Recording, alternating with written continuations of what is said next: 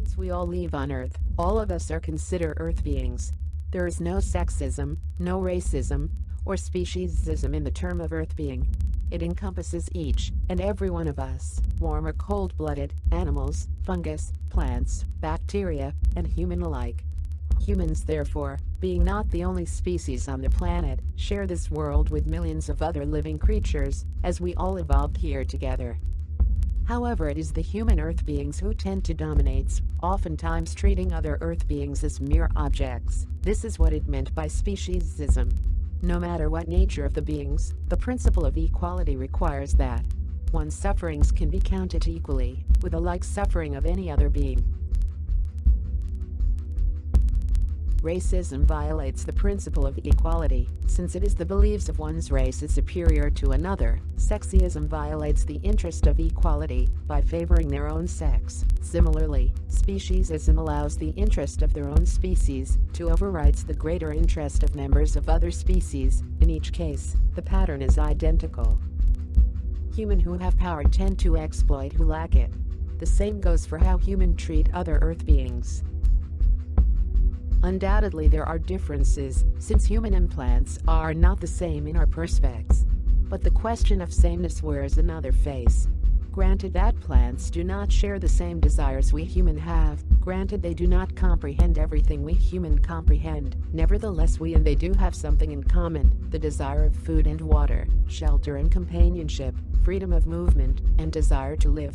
This trait are shared by non-animal plants and human beings. As for comprehension, many non-animal plants understand the world in which they live, otherwise they could not survive. So beneath the many differences there are sameness. Like us, these plants embody the mystery of consciousness. Like us, they are not only in the world, they are aware of it. Like us, they are the psychological center of life, and are unique in their own way. As often as we witness the slaughter of plants, no one ever cares, because of ignorance, and beliefs that make humans think they are superior of other species.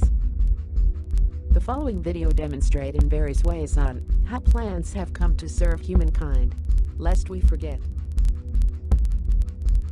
For some of us, our relationship with plants involves owning of a pot or two.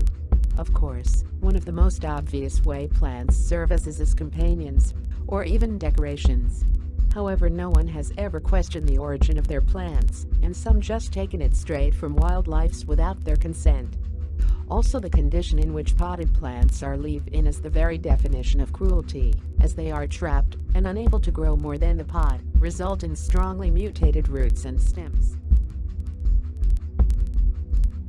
What happened in a farm is variation of the theme on the exploitation of the weak by the strong. Plants are regularly harvested, and as major source of human intake. Human had learned ways to consume all parts of plants over the existence of mankind.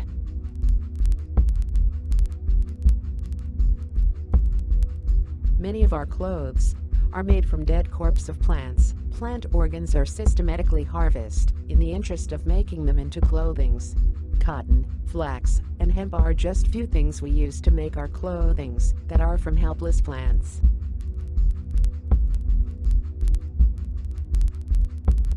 Use of plant organs as entertainment is always happening. However, people seems to forget that plants are also living species. A flower torn from a plant just for appealing to other human beings. Certain human festivals involves toying with plant organ as the major activity. People are still coming up with new ways to oppress innocent plants just for their amusement.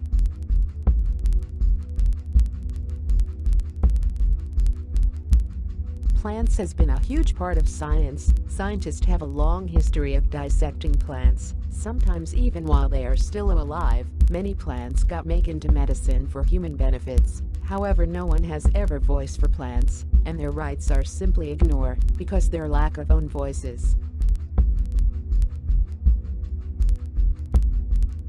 The use of plant corpses as building has been documented since the start of mankind history, and continue the age-old tradition till date, since it is easy to obtain, strong and reliable. Over time, humans had found many ways to utilize plant corpses, and making them into tools that we use every day. Many of such tools has even been used on harming more plants. Many will argue that plants do not think or feel, but the fact is we do not know if they do or not, and such assumption cannot be made. Pain and suffering are bad and should be prevented or minimized, no matter the race, sex, or species of the beings that suffers.